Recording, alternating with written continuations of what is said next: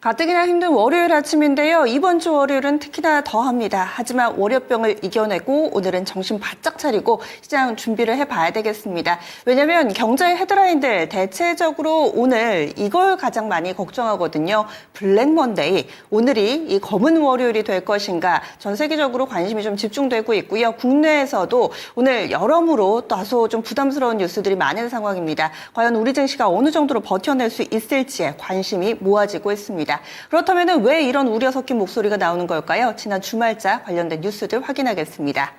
첫 번째 소식입니다. 미국이 고용 서프라이즈로 인해서 한껏 몸살을 앓았는데요. 바로 그 경제지표부터 확인해 보겠습니다. 5월에 비농업 일자리 수가 발표가 됐습니다. 그런데 문제는 너무 좋았다는 겁니다. 이 5월에 비농업 일자리 수가 17만 2천 명 증가로 발표가 됐습니다. 예상치를 웃돌았는데 좋아도 너무 좋았던 게 문제였던 거죠. 시장 예상치가 8만 5천 명입니다. 그러니까 예상치의 2배를 훌쩍 넘는 수준으로 고용이 좋았던 겁니다. 여기에다가 앞서서 3월, 4월치도 수정을 했는데요. 3월에는 기존에 18만 5천이었는데 21만 4천으로 그리고 4월에는 기존 11만 5천에서 17만 9천으로 대폭 올려 잡았습니다. 그러니까 앞서서도 이 금리 인하의 명분이라든지 이런 부분들을 이야기할 때 물가도 오르고 있고 고용도 약간 불안하다 이런 것이었다면은 지금 고용이 너무 좋습니다. 고용이 지나치게 좋고 거기다가 물가가 이렇게 오름세를 나타낸다면은 금리 인상이 불가피하지 않을까 이렇게 시장은 해석을 한 건데요. 그래서 고용 서프라이즈로 인해서 시장이 움찔했다라고 볼 수가 있겠습니다. 어떤 파트에서 좀 좋았는지 업종별로 확인해 보자면은 이 레저, 접객업, 그리고 지방정부, 보건의료 이쪽에서 일자리가 많이 늘었고요. 반면에 금융 쪽 일자리는 줄어든 것으로 확인됐습니다. 이 실업률은 4.3%로 이전 달과 동일하게 나타났고요. 이런 상황 가운데서 요즘에 AI다, 로봇이다 해서 해고 많지 않느냐 이렇게 생각하실 수도 있는데 기업들의 입장은 이겁니다. 지금 이 상호관세 위법 판결로 인해서 이 환급, 세금 환급 부분이 있죠. 관세 환급으로 인해서 이익이 뒷받침되고 있는 상황이기 때문에 대규모 해고를 안 한다고 합니다. 그래서 미국 내부에서는 천천히 채용하고 천천히 해고하는 그러니까 슬로우 하이어, 슬로우 파이어 이 균형 상태가 이어지고 있는 고용이다라고 한마디로 좀 정리해 볼 수 있겠습니다. 따라서 여기에 많은 이 자산 시장이 움직였는데요. 잠시 후 증시도 보시겠지만 채권 시장 한번 보시죠. 다시금 30년물이 장중에 5%를 재돌파하는 흐름까지도 나왔습니다. 급등을 했다가 다시 좀 어느 정도 조정을 받는 듯 했다가 다시 위쪽으로 좀 고개를 드는 모습을 보여주고 있고요. 이를 증명하듯 페드워치, 미국의 금리 전망도 바뀌고 있습니다. 이 경제지표가 나오기 하루 전만 하더라도 페드워치상 연내 금리를 한 차례라도 올릴 거다라는 이 확률은 50%였는데요. 발표하고 나서 페드워치의 지금 확률이 70%로 높아진 상황까지 확인해 볼 수가 있습니다. 그래서 이 한 가지 경제 지표의 나비 효과가 이날 굉장히 컸다라고 볼 수 있습니다. 다음 두 번째 소식으로 넘어가겠습니다. 그래서 뉴욕 증시가 급락한 건데요. 보통은 이 결과적으로 뉴욕 증시 급락했구나 이 부분만 아실 텐데 첫 번째 그 경제 지표가 이 시발점이었다 볼 수 있습니다. 그러면 뉴욕 증시에서도 가장 취약했던 쪽은 어딜까? 산이 높은 만큼 골이 깊다라는 증시 격언이 떠오르는데요. 역시나 AI 반도체주들의 급락입니다. 많이 밀렸습니다. 먼저 3대 지수부터 확인을 해보시면은 다우가 1.35% 약세, 그리고 S&P 500이 2.6%, 나스닥은 자그마치 4%의 급락세를 보여줬습니다. 꾸준히 오르던 미국 증시였는데요. 여기 보시면은 확 꺾여 있는 부분을 보실 수가 있겠죠. 이날의 하락이 그동안의 추세를 다소 좀 훼손하는 모습 보여주고 있고요. 거기다가 반도체 위주로 밀렸다 말씀드렸습니다. 필라델피아 반도체 지수 자그마치 10%의 급락세를 보여줬습니다. 우상향 뚜렷하게 거의 45도 각도로 올라오고 있던 필라델피아 반도체 지수인데요. 이날 급락세를 보여주면서 주요 이동평균선까지 이탈하는 모습을 보여줬습니다. 그러면 당연히 또 기술주가 떠오르실 텐데 대표적으로 엔비디아 6% 하락했습니다. 이에 따라서 시가총액이 하루 만에 3천억 달러 증발하는 모습을 보여줬고요. 그 밖에 마이크론 테크놀로지라든지 이 이 샌디스크, 다른 AI, 빅테크가 흔들릴 때도 이 메모리는 괜찮았는데 이날 그렇지 못했습니다. 마이크론 테크놀로지도 13% 급락했고, 그리고 또 반도체 종목군들의 균열을 가게 만들었던 종목, 이 브로드컴이었죠. 지난주 후반에는 브로드컴 실적 발표부터 약간씩 좀 휘청이는 모습이었는데 브로드컴도 이날까지도 밀렸습니다. 8% 추가 하락하는 모습이었습니다. AI, 반도체 쪽 전체적으로 안 좋았고, 그리고 이 기술주들 전반적으로 좀 안 좋았다라는 점을 볼 수 있는 게 양자 쪽도 급락이 나왔거든요. 아이온큐나 리게티 컴퓨팅 같은 종목 14% 안팎으로 밀려 내려갔습니다. 따라서 우리 증시 내에서도 분위기가 사실 비슷했죠. AI 관련된 종목군들이 상승을 주도했기 때문에 오늘장 어느 정도로 영향을 받게 될지가 관전 포인트 되겠습니다.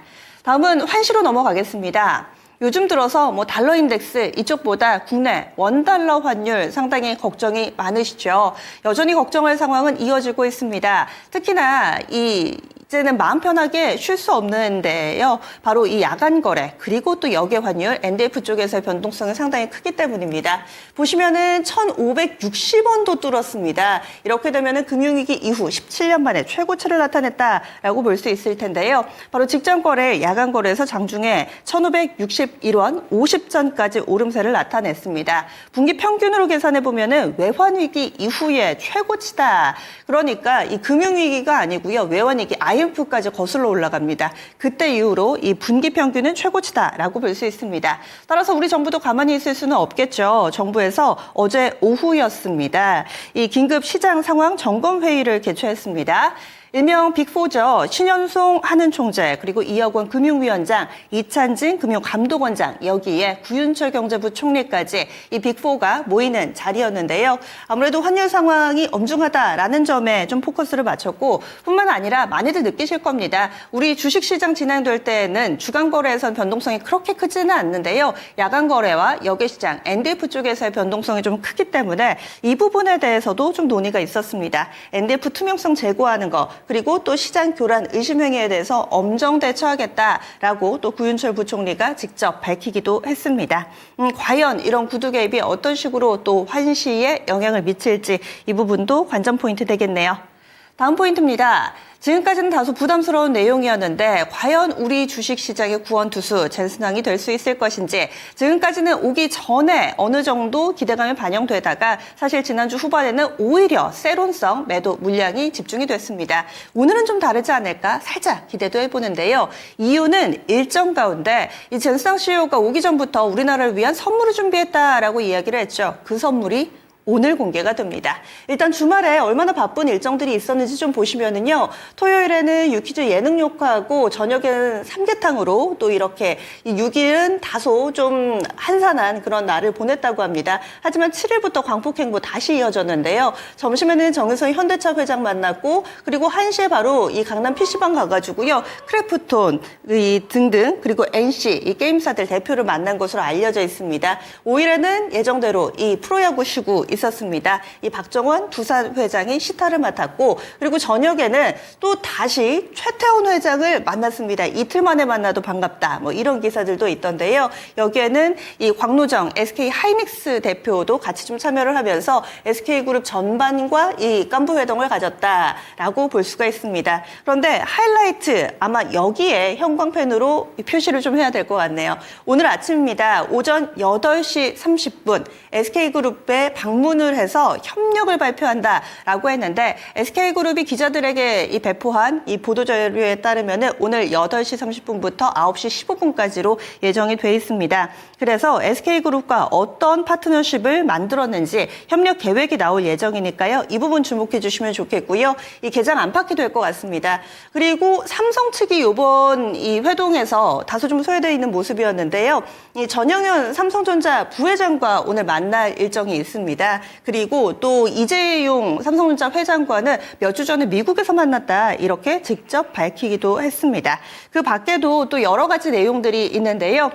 LG그룹 이 트윈타워 가서 구강모 회장 다시 만나고요. 또 서울대 방문, 또 현대차 본사 방문 등등의 일정이 오늘 있을 예정입니다. 과연 광폭 횡보가 오늘장 우리 증시를 살릴 수 있을지 같이 보시면 좋겠네요.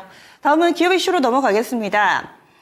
체코 두코바니 원전 영 지지부진하죠. 그런데 한 곱이 넘기는 모습을 보여주고 있습니다. 앞서서 이 두코바니 원전 수주를 하기는 했었는데요. 이 유럽 집행위원회가 역외 보조금 규정과 관련해서 한국 수력 원자력을 조사하고 있었습니다. 그런데 더 이상은 검토하지 않겠다라는 내부적인 결론을 낸 것으로 알려지고 있습니다. 그래서 이 국제 규범 준수에서 사업 추진을 한 거다. 이것을 인정한 것으로 볼 수가 있겠고, 이러다 보니까 한수원이 체코 원전 역외 보조금 리스크를 해소하면서 조금 더 속도가 붙을 것으로 예상되고 있습니다. 때마침 김정근 산업부 장관이요, 오늘 17일, 18일 이 체코에 방문 일정이 있습니다. 그래서 여기에서 조금 더 공고화된 모습을 보여줄 수 있을 것으로 보이고요. 이 소식 전해지자마자 SNS에 또 김정관 산업부 장관이 또 환영의 의사를 밝히기도 했습니다. 다음 이슈 넘어가 보겠습니다. 조금 전 뉴스로 오늘 원전주들도 좀 보셔야 될 것 같고, 오랜만에 대왕고래 얘기 좀 해볼까요? 이제는 추억의 이름이 됐습니다. 작년 그때 즈음에는 또 한 차례 테마가 형성됐던 것 같은데 거의 뭐 사장되는 프로젝트였습니다. 그런데 이 전쟁이 역학구도로 바꿔놓으면서 이 프로젝트 관련된 기사를 이렇게 오랜만에 다시 만나게 되네요. 뭐냐면은요, 이 정부가 브리티시 페트롤리움 BP입니다. 이쪽과 손잡고 동해 가스전 사업 재개한다. 어떤 내용이냐면은요, 이 사업과 관련해서 2차 시추 파트너로 BP를 선정했다라는 매체 보도가 있었습니다. 10개월 만에 우선 대상 협상자를 확정을 한 건데, 사실 작년 10월에 우선 대상 협상자는 이 선정이 됐는데요. 정부 쪽에서 검토 미비를 이유로 해서 최종 승인을 계속해서 미뤄온 상황입니다. 그런데 상황이 바뀌었죠. 전 세계가 지금 골몰하고 있는 부분은 에너지가 부족하다. 그래서 자그마한 에너지라도 이제 파헤치고 발굴하고 뭐 이런 국가들의 과정들이 이어지고 있는 상황인데, 그래서 이 사업이 다시금 수면 위로 올라와 이 속도를 내는 것이 아닌가, 이런 분석들이 있습니다. 그리고 BP와 비용 부담을 해서 리스크는 줄이기로 했고요. 앞으로 석유공사와 BP가 이 조강권 협상을 마무리하는 대로 조금 더 구체적인 이 재시추 타임라인을 확정할 방침입니다. 그래서 이 기사 보시면은 그때 대왕고래 관련돼서 테마주들 뭐가 있었는지 한번 떠올려 보시면 좋겠습니다. 한국가스공사, 포스코인터, 그 밖에도 강관 관련된 종목군들이 그때 테마주로 묶여 있었다라는 점 다시 한번 좀 말씀드리고요. 다음 소식은 또 일부 매체 단독 보도입니다. 물론 진위 여부 조금 더 확인해 보셔야 될 텐데요. 간단한 기사입니다. 보스턴 다이내믹스 임직원들이 화신전공 방문했다. 이게 핵심입니다. 그런데 이 보스턴 다이내믹스 쪽에서 비공개 요청해가지고요, 일부 매체에서만 이 내용을 포착한 것으로 알려지고 있습니다.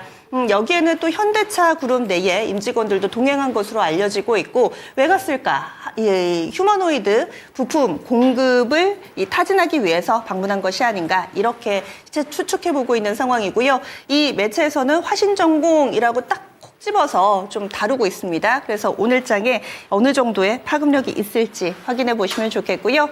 다음은 이제 정부 쪽 소식입니다. 오늘 오전 10시입니다. 이재명 대통령이 1주년 회견이 있습니다. 그래서 1주년을 맞이하면서 그동안의 성과라든지 앞으로의 비전에 대한 제시가 있을 것으로 알려지고 있는데요. 2년차 청사진, 거기에 핵심은 대체 불가 대한민국. 여기에 구체적으로 또 어떤 4대 목표가 있을지 같이 보시면 좋겠습니다. 내 외신 160여 명과 자유롭게 질의하는, 그리고 대본이 없는 이 기자회견이 될 것으로 알려지고 있는데, 개장 전 안팎으로에서는 이 젠성 CEO의 깜짝 선물 보셔야 되겠고요. 10시 구간대는 이재명 대통령 기자회견 보시면 되겠습니다. 다음 마지막 소식입니다. 주말에 깜짝 인사 하나 있었습니다.